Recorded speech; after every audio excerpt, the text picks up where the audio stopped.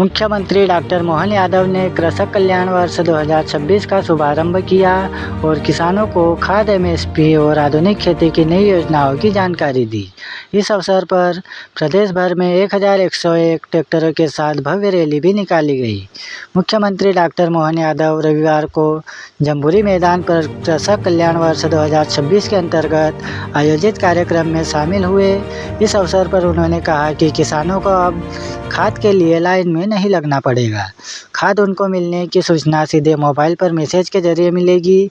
इससे खाद की लाइन में लगने की परेशानी से निजात मिलेगी।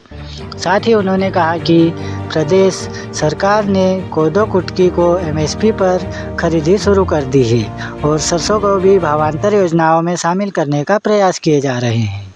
मुख्यमंत्री डॉक्टर मोहन यादव ने कहा कि मध्य प्रदेश देश का पहला राज्य है जो पूरे वर्ष को किसान कल्याण के लिए समर्पित कर रहा है।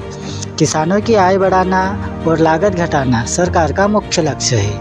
इसके लिए फसल विविधीकरण, प्राकृतिक खेती और आधुनिक तकनीकों को बढ़ावा दिया जा रहा है।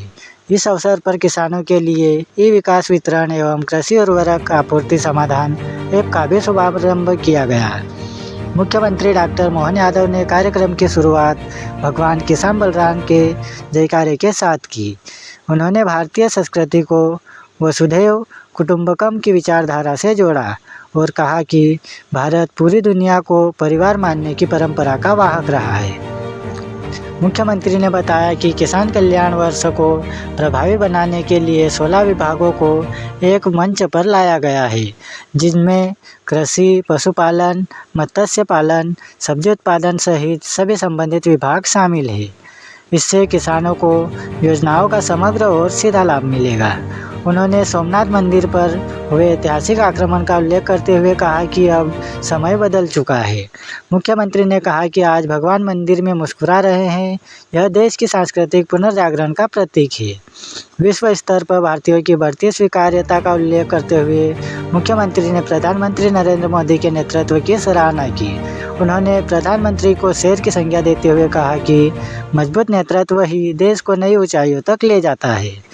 मुख्यमंत्री ने कहा कि मध्य प्रदेश नदियों का मायका है और मां नर्मदा के आशीर्वाद से मालवा, निमाड़ और बुंदेलखंड क्षेत्र सहित हरित क्रांति की ओर बढ़ रहे हैं। केन, बेतवा, पार्वती, काली सिंध और ताप्ती बेसिन मेगा रिचार्ज परियोजनाओं से प्रदेश के 25 जिलों से 16 लाख हेक्टेयर से अधिक अतिरिक्त कृषि रकबा सिंचित हो जाएगा। इससे बुंदेलखंड, चंबल और निमाड़ के किसानों को सीधा लाभ होगा।